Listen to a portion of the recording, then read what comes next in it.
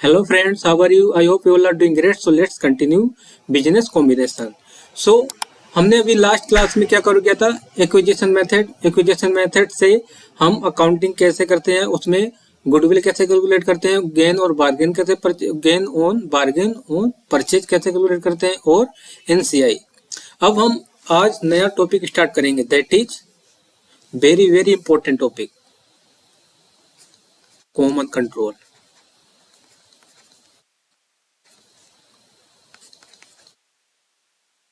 Common control, अब बताओ common control होता क्या है? What is common control? Common control means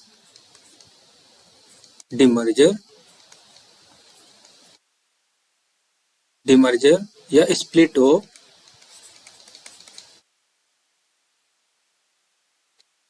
और क्या sell off division. Okay, it means, अब ध्यान सुनना, पहले समझ में आएगा जब। ये है ऑर्गेनाइजेशन। ओके, ये ऑर्गेनाइजेशन है, इसमें क्या है, दो डिवीजन है, डिवीजन ए और डिवीजन बी।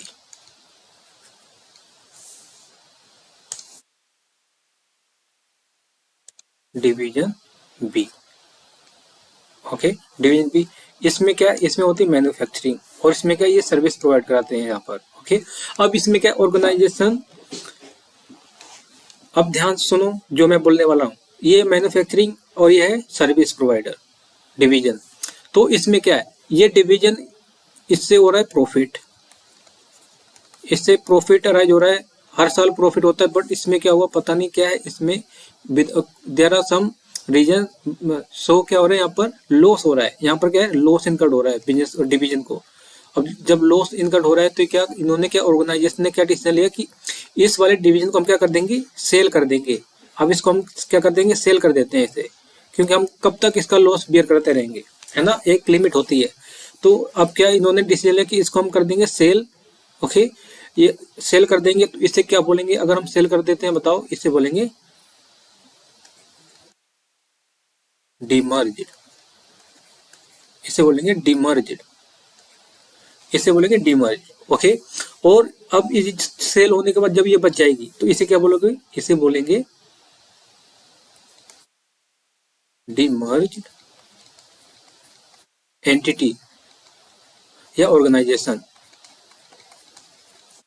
ओके, तो अब इसमें क्या है, किसी भी ऑर्गेनाइजेशन में अगर किसी भी डिवीजन को क्या करते हैं, डिमर्ज करते हैं, अलग करते हैं, और या क्या करते हैं, स्प्लिट ऑफ करते हैं, या सेल ऑफ डिवीजन करते हैं, उसे स्प्लिट करते हैं, अलग करते हैं, और सेल ऑफ डिवीजन को सेल करते हैं, उस केस में क्या होगा, कॉमन कंट्रोल का कंसेप्ट यूज होगा। ओके, और इसमें हम अकाउंटिंग कैसे करेंगे, और अकाउंटिंग कैसे करेंगे, और बहुत सारी चीजें हैं जो हम डिस्कस करेंगे इसमें। ओके, तो ये इसे क्या कहते हैं, इसी को कहते हैं कॉमन कंट्रोल। अब जो दूसरा इसके अपोजिट पर्सन होगा वो क्या करेगा, इसे एक्वायर करेगा, एजेंट इट, इसको टेक ओवर करेगा, तो वो अकाउंटिंग कैसे करेगा, और ये अकाउंटिंग कैसे करेगा, डीमर्ज एंटिटी। ओके, तो अब देखो, इतना पता चल गया ना, इसमें डिमर्ज और डिमर्ज एंटिटी, और डिमर्ज किसे कहते हैं। और एस इजी एग्जांपल और ले लो, एक और एग्जांपल दे देता हूँ, लाइक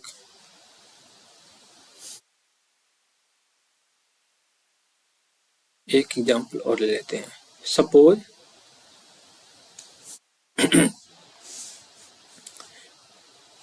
ये है रेमंड,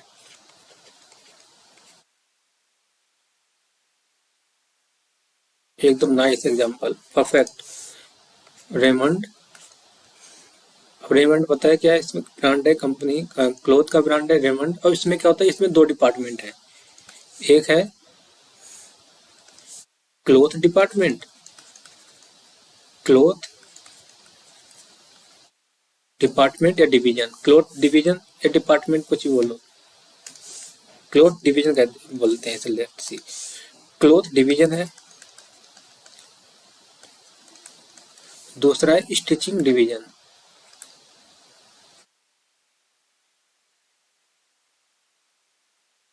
स्टिचिंग डिवीजन, ओके, ये स्टिचिंग डिवीजन। अब क्या हुआ, अब इन्होंने क्या सोचा, रेमंड है, उन्होंने सोचा रेमंड ग्रुप है, इन्होंने सोचा क्या हम स्टिचिंग जो डिवीजन है ना, हम इसे क्या करते हैं, सेल आउट कर देते हैं या स्प्लिट ऑफ कर देते हैं, ठीक है। तो इससे हम क्या बोलेंगे, स्प्लिट ऑफ कर दो या सेल कर देते हैं या डिमर्ज कर देते हैं, तो क्या बोलेंगे इसे, डिमर्ज, डिमर्ज, और इसे बोलेंगे demerge entity. After split of, split होने के बाद या सेल होने के बाद इसे बोलेंगे डिमर्ज एंटिटी, डिमर्ज एंटिटी। सिर्फ अभी तो अब यही समझाना कि इस डिमर्ज एंटिटी किसे कहेंगे और डिमर्ज किसे कहेंगे। जो डिवीजन या डिपार्टमेंट अलग हो रहा है उसे बोलेंगे डिमर्ज, और जिसमें से अलग हुआ है उसे क्या बोलेंगे, डिमर्ज एंटिटी। ओके। अब इसकी अकाउंटिंग पे आते हैं, अकाउंटिंग कैसे करेंगे, ठीक है। अब देखो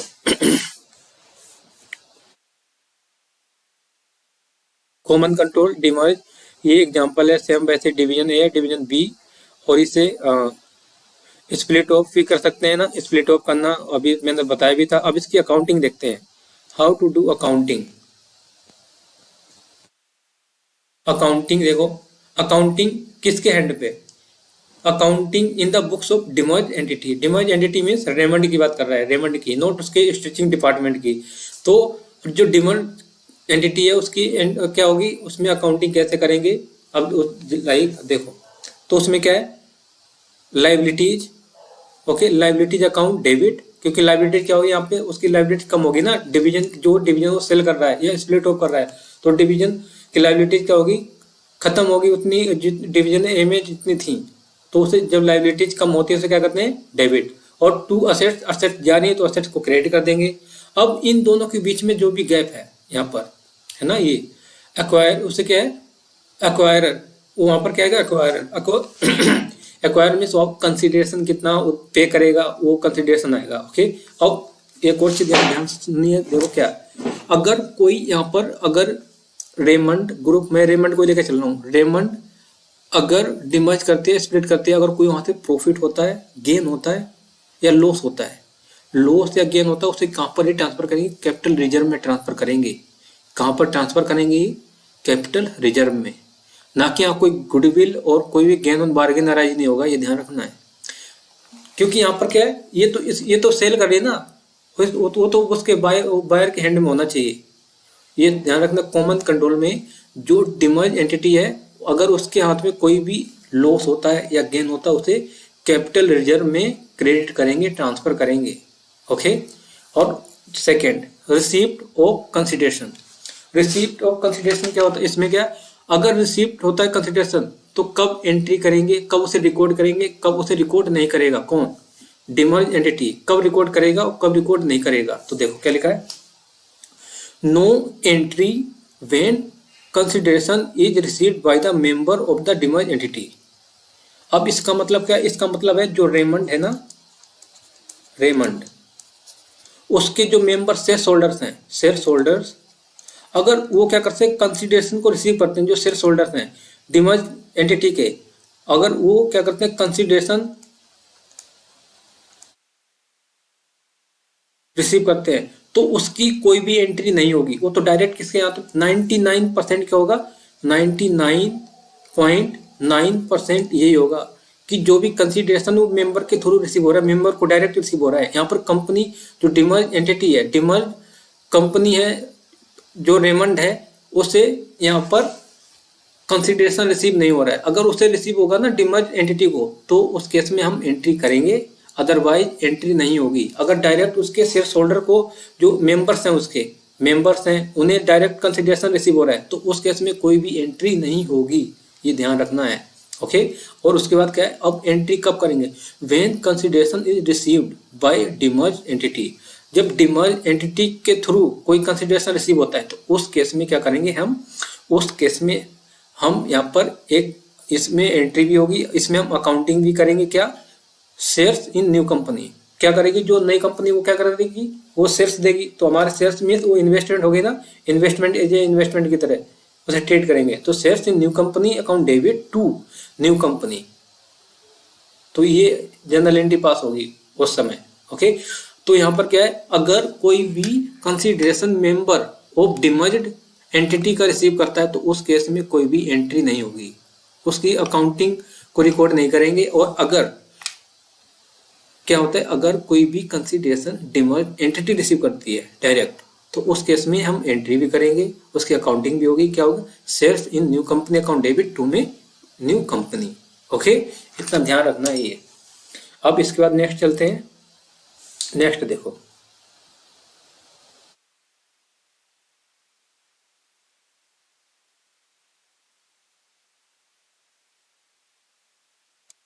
अब क्या है, balance sheet of after demerger. अब बैलेंस शीट आफ्टर डिमर्जर क्या होगी, बैलेंस शीट आफ्टर डिमर्जर जो भी है, बैलेंस शीट आफ्टर डिमर्जर में क्या होगा बताओ जल्दी से। जो बैलेंस शीट होगी ना आफ्टर डिमर्जर, मतलब जितनी भी असेट्स है, जितनी भी डिवीजन ए से रिलेटेड, या जो स्टेटिंग डिपार्टमेंट मैंने लिया था ना, जो डिवीजन जिसे हम स्प्लिट ऑफ कर रहे हैं, उसकी जितनी भी असेट्स और लायबिलिटी उसे माइनस कर देंगे। उसके बाद क्या कर देंगे, बाकी सभी को कंसीडर करेंगे। और इसमें ये भी ध्यान रखना है कि जितनी भी असेट्स और लायबिलिटीज है, किस पर उसे मेजर करेंगे, उसे मेजर करेंगे बुक वैल्यू पे। अंडर कॉमन कंट्रोल में यही एक खासियत है इसमें। अंडर कॉमन कंट्रोल में क्या है, इसमें हम जितनी भी असेट्स और लायबिलिटी उसे मेजर करेंगे बुक वैल्यू पर।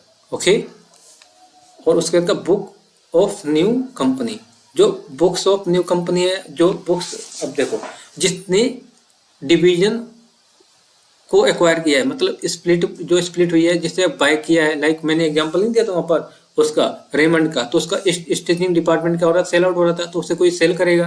तो यहाँ पर क्या, जो न्यू कंपनी बनेगी ना, वो एक्वायरर, मतलब एक्वायर क्या करेगा, उसके बाद असेट्स आएगी, असेट्स अकाउंट डेबिट, और टू में लायबिलिटी, और क्या है कंसिडरेशन। और यहाँ पर भी कोई अगर लॉस अंडर कॉमन कंट्रोल मैंने बताया था ना, वहां पर भी, यहाँ पर भी कोई अगर लॉस होता है या प्रॉफिट होता है, उसे कहाँ पर ट्रांसफर करोगे, कैपिटल रिजर्व में। ओके, ये ध्यान रखना है। और यहाँ पर क्या लिखा, in case of common control assets liability recorded at book value. अब यहाँ पर जो असेट्स और लायबिलिटीज है उसे बुक वैल्यू पर रिकॉर्ड करेंगे। ओके, नेक्स्ट क्या है, डिफरेंस विल बी डेबिटेड और क्रेडिटेड टू कैपिटल रिजर्व। तो वही मैंने भी समझाया था ना, जो भी यहाँ पर डिफरेंस आएगा इसमें, यहाँ पर ये नहीं है कि गुडविल, अगर यहाँ पर क्या है ज्यादा कंसिडरेशन दे रहे हैं तो इसका मतलब ये नहीं गुडविल आएगा, नहीं, वो कैपिटल रिजर्व में ट्रांसफर करेंगे, चाहे वो गेन हो या लॉस हो।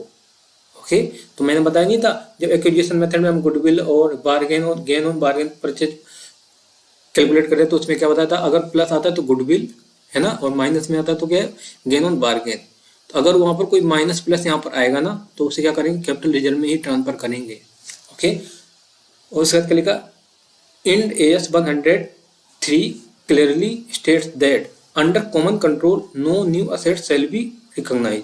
अब इसमें क्या है, इंड AS 103 बताता है कि कोई भी न्यू असेट्स है तो उसे हम रिकॉग्नाइज नहीं करेंगे अंडर कॉमन कंट्रोल के अंदर। ओके, अब इसमें क्वेश्चन के साथ करेंगे, फिर ज़्यादा समझ में आ जाएगा, दिमाग में बैठ जाएगा कंसेप्ट भी पूरा। अभी क्या थियोरटिकल है। अब इसके बाद क्या है, नेक्स्ट देखते हैं इसमें क्या लिखा है। अब जो कंसिडरेशन है, कंसिडरेशन, अब ये जो पे करेंगे उसकी एंट्री क्या होगी, कंसिडरेशन क्या होगी, देखो कंसिडरेशन अकाउंट डेबिट, जो नई कंपनी है, अब वो जो कंसिडरेशन होगा उससे पेमेंट भी होगी। पेमेंट जब करेंगे तो कैसे करेंगे, कंसिडरेशन अकाउंट डेबिट टू में शेयर्स कैपिटल। शेयर्स कैपिटल क्या है, जो उसकी नॉमिनल वैल्यू है उस पर शो करेंगे शेयर्स कैपिटल को, और जो नॉमिनल वैल्यू मतलब उसकी जो 10 रुपीज नॉमिनल वैल्यू है और मार्केट वैल्यू कितनी है 240, तो उसकी जो इसमें से 10 माइनस कर देंगे तो 230 आ जाएगा। तो ये क्या है, सिक्योरिटी प्रीमियम, तो इसे सिक्योरिटी प्रीमियम पर दिखाएंगे और बाकी कैपिटल शेयर कैपिटल को अलग से शो करेंगे। ओके, तो कंसिडरेशन अकाउंट डेबिट, अगर कोई शेयर्स इशू कर रहा है तो उस केस में shares account, shares capital account क्या, consideration account debit to shares capital और टू सिक्योरिटी प्रीमियम। ओके, उसके बाद balance sheet of new company, तो यहाँ बैलेंस शीट भी न्यू कंपनी की सिंपल बना लेंगे, जो भी उसके बाद असेट्स और लायबिलिटी जा रही है। यहाँ तो ये तो बहुत ईजी है यहाँ पर बैलेंस शीट बनाना इनकी।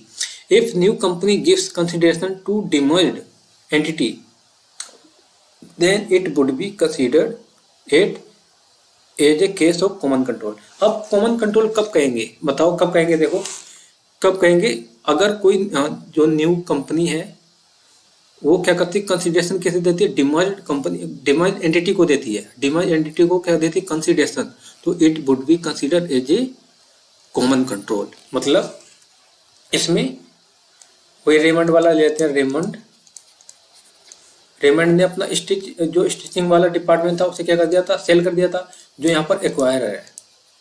अब वो जो कंसिडरेशन डायरेक्ट किससे दे रहा है, रेमंड को दे रहा है, ना कि उसके मेंबर्स को। अगर मेंबर्स को नहीं दे रहा है ना, मेंबर को डायरेक्ट किसे दे रहा है, रेमंड, मतलब ये क्या, डिमर्ज एंटिटी को दे रहा है। तो डायरेक्ट अगर एंटिटी को देगा कोई भी कंसिडरेशन, तो उसे क्या बोलेंगे, उसे कंसिडर करेंगे कि ये कॉमन कंट्रोल है, एज ए कॉमन कंट्रोल की तरह कंसिडर करेंगे। ओके, तो यही बताया यहाँ पर। अब नेक्स्ट देखते हैं। और अगर अब इसमें क्या लिखा, अकाउंटिंग इन केस ऑफ, नहीं पहले इसके ऊपर भी है। अब देखो यहाँ पर, वो पहला पॉइंट था, अभी second point, if new company gives consideration to directly to the members of the demerged entity. अब वही बताया इसमें कि अगर रेमंड और उसकी मेंबर्स है, शेयर होल्डर, ठीक है, और ये स्टिचिंग डिपार्टमेंट को एक्वायर करने वाला एक्वायरर, ठीक है, इसने क्या किया, अब यहाँ पर डिमर्ज एंटिटी को ना देके उसके सीधे डायरेक्ट मेंबर को दे दिया, कंसिडरेशन दे रहा है। तो उस केस में क्या करेंगे, कब कॉमन कंट्रोल कंसिडर करेंगे, तो क्या बोला है देखो, one of the share holder means member of the demerge company has hold more than 50% stakes in new company, even in this case treated as common control। अब इसमें क्या बोला है कि कॉमन कंट्रोल कब कहेंगे, जब कोई भी एक share holder of demerge entity, इसका जो डिमर्ज एंटिटी का कोई भी एक शेयर होल्डर है, कोई मेंबर है, उसने अगर 50% से ऊपर के शेयर्स को, स्टेक को होल्ड करके रखा है, जो न्यू कंपनी है उसमें, मतलब न्यू कंपनी जो स्टेकिंग डिपार्टमेंट है ना, उसको जिसने सेल किया उसमें कितने, कम से कम 50% और उससे ज़्यादा के स्टेक होल्ड करने चाहिए, तभी उसे क्या ट्रीट करेंगे, तभी उसे बोलेंगे it is a common control.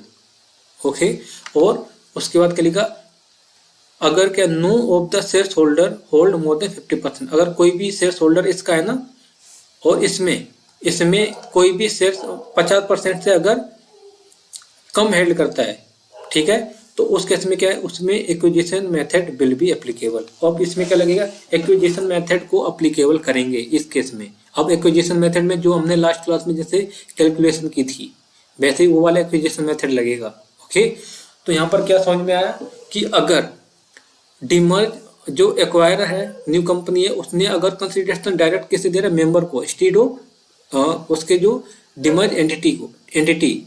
Okay, तो उस केस में क्या है, तो उस केस में जो मेंबर ऑफ डिमर्ज एंटिटी है वो कम से कम 50% ऑफ शेयर न्यू कंपनी के होल्ड स्टेक्स को होल्ड करके रखना चाहिए। अगर रखता है तो अगर वो होल्ड करके रखता है 50% से ज़्यादा, तो उसे क्या बोलेंगे, कॉमन कंट्रोल का केस है यहाँ पर। ओके, और अगर 50% से ज़्यादा होल्ड करके नहीं रखता है, तो उस केस में क्या, उसमें एक्विजिशन मेथड अप्लीकेबल होगा।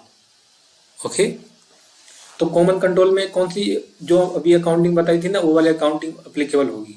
और एक्विजिशन मेथड में जो इससे पहले हमने किया था, जो इससे पहले वाली जो 2, 3 और 2 वाले क्लास में किया था ना, कैलकुलेशन की थी, वो एक्विजिशन मेथड से की थी ना, तो वही वाला इसमें अप्लीकेबल हो जाएगा, सारी अकाउंटिंग उसकी तरह होगी। अब इसमें कुछ और प्रोविजन है, वो हम देखते हैं क्या है। Accounting in case of acquisition, accounting क्या है, अगर एक्विजिशन होता है तो उस केस में अकाउंटिंग क्या होगी। ओके, अब क्या है, in the books of acquiree same entries as in the books of demerge entity. अब इसमें क्या है, जो डिमर्ज एंटिटी की जो बुक में एंट्रीज की होंगी वो सेम एंट्रीज होगी यहाँ पर, इसमें कोई चेंज नहीं होगा। डिमर्ज एंटिटी मीन्स जो अभी हमने बताया था कि अगर डिमर्ज एंटिटी है उसकी बुक में क्या क्या अकाउंटिंग होगी, कैसे होंगी, है ना, ये बताया था ना मैंने। तो वो सारी एंट्रीज, वो बिल्कुल कुछ भी चेंज नहीं होगा, क्योंकि वो तो क्या है, एक्वायरी है। ओके, और उसमें कोई डिफरेंस आता है तो उसे क्या पर ट्रांसफर करेंगे, उसे ट्रांसफर करेंगे कैपिटल रिजर्व में। ओके, ये बुक की लैंग्वेज क्या है, कैपिटल रिजर्व। बट अभी क्वेश्चन करोगे ना तो उसमें ये भी कंसिडर किया कि रेवेन्यू रिजर्व में भी ट्रांसफर करना है, रेवेन्यू रिजर्व में भी ट्रांसफर करने के लिए बोला अगर कोई गेन और लॉस अराइज होता है तो उस केस में क्या लिखा, assets and liabilities will be measured at fair value. अब एक्विजिशन मेथड जब अप्लीकेबल होगा तो उस केस में जो एसेट्स और लायबिलिटीज है उसे किस में मेजर करेंगे, फेयर वैल्यू पर मेजर करेंगे। ओके, और क्या लिखा, in the book of acquirer, और जो एक्वायर की बुक है उसमें भी जो लायबिलिटीज और एसेट्स है उसको किस में मेजर करेंगे, फेयर वैल्यू पर। तो क्या लिखा, असेट्स, तो इसमें क्या एंट्री होगी, सेम वैसी एंट्री होगी कि assets account debit to liability to consideration.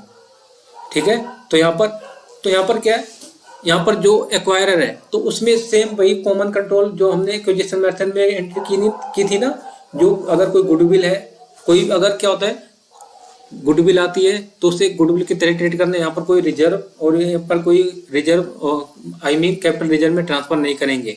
Okay, अगर कोई क्या है यहाँ पर consideration greater than net assets है और वो क्या है तो उस केस में गुडविल अराइज होगी, तो गुडविल अराइज होगी ना तो वो क्या करेंगे, उसे गुडविल की तरह ही ट्रीट करेंगे क्योंकि यहाँ पर क्या एक्विजिशन मेथड यूज होगा।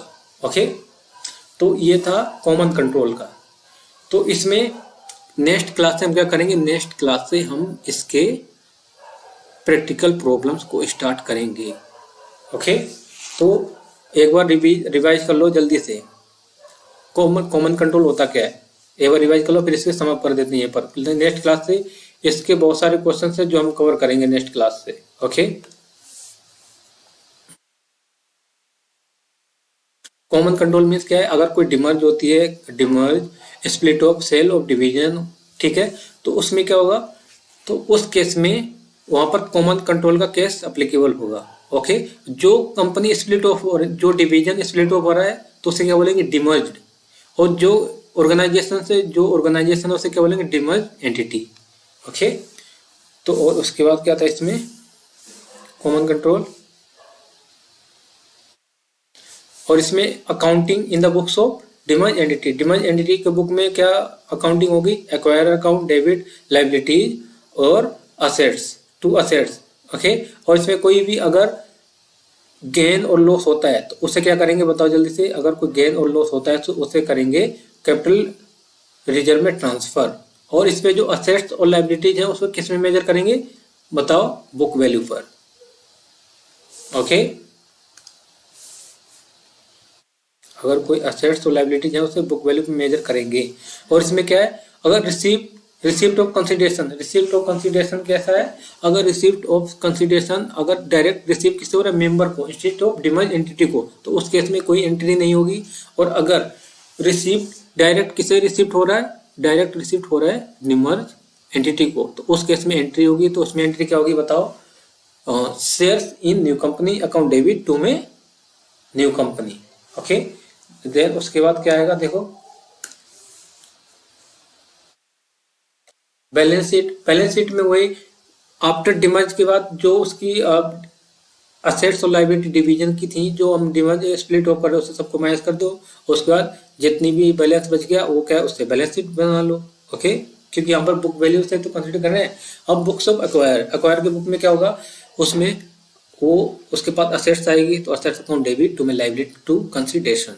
और अगर कोई यहाँ पर क्या आता है और इसमें कोई भी डिफरेंस आता है, लॉस और गेन होता है, तो उस केस में क्या करेंगे होते हैं कैपिटल रिजर्व में ट्रांसफर करेंगे और इसमें हम बुक वैल्यू पर असेट्स और लायबिलिटीज को मेजर करेंगे। ओके, और यहाँ पर क्या इंडियन एएस के स्टेट्स क्या करता है कि under common control no new assets shall be recognise, यहाँ पर जो न्यू असेट्स होंगी उन्हें रिकॉग्नाइज नहीं करेंगे। और जो कंसिडरेशन कहते हैं, कंसिडरेशन अगर पे करते हैं तो उसकी एंट्री क्या होगी, consideration account debit to share capital to security premium. इसमें जो शेयर कैपिटल है उसे नॉमिनल वैल्यू पर शो करेंगे और जो एक्स्ट्रा अमाउंट उसका है जो प्रीमियम एज ए प्रीमियम की तरह उसे शो करेंगे। जो balance sheet of new company की है उससे जितनी भी असेट्स आ रही है और जितनी भी लायबिलिटी उसमें रिकॉर्ड कर देंगे तो उसकी बैलेंस शीट बन जाएगी। और उसके बाद क्या लिखा कि अगर न्यू कंपनी क्या करती है, कंसिडरेशन देती किसी डिमर्ज एंटिटी को, तो वो कौन सा केस होगा, वो केस होगा कॉमन कंट्रोल का। ओके, और उसके बाद क्या था नेक्स्ट, और अब क्या है, अगर न्यू कंपनी कंसिडरेशन किसे देती है? अगर न्यू कंपनी कंसिडरेशन देती है मेंबर्स को, और उसका एक भी शेयर होल्डर और मेंबर 50%, कोई किसका मेंबर, शेयर होल्डर और मेंबर डिमर्ज एंटिटी का कम से कम 50% और उससे ज्यादा के स्टेक होल्ड करता है, तो उस केस में कॉमन कंट्रोल का केस अराइज होगा।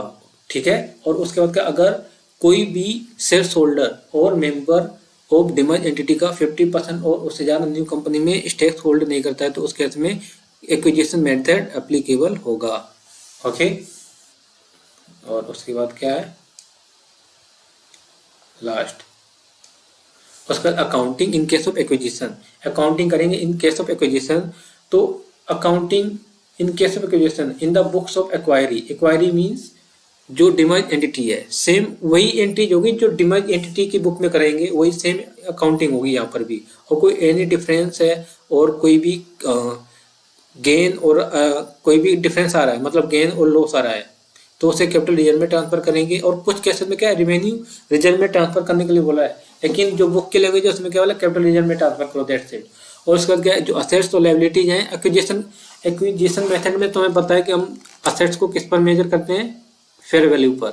ओके। और इन द बुक्स ऑफ एक्वायर के अकाउंट में क्या करेंगे, देखो एक्वायर के बुक के अकाउंट में जितनी भी असेट्स और लायबिलिटी है मेजर करेंगे फेयर वैल्यू पर, और उसे रिकॉर्ड करेंगे जैसे हम रिकॉर्ड करते आए हैं किसमें, एक्विजिशन मेथड में, assets account debit to liability to consideration. और कोई पॉजिटिव मतलब यहाँ पर क्या आ रहा है, गेन आ रहा है, मतलब गेन आ रहा है मतलब पॉजिटिव आ रहा है, पॉजिटिव बैलेंस आ रहा है तो गुडविल है, और नेगेटिव में आ रहा है तो गेन ऑन बार्गेन। ओके। सो ये था कॉमन कंट्रोल का कंसेप्ट। अब नेक्स्ट क्लास में हम इसके बहुत सारे क्वेश्चंस करने वाले हैं। ये बहुत ही इंपॉर्टेंट चैप्टर है, टॉपिक है कॉमन कंट्रोल, यहाँ से क्वेश्चंस आते हैं।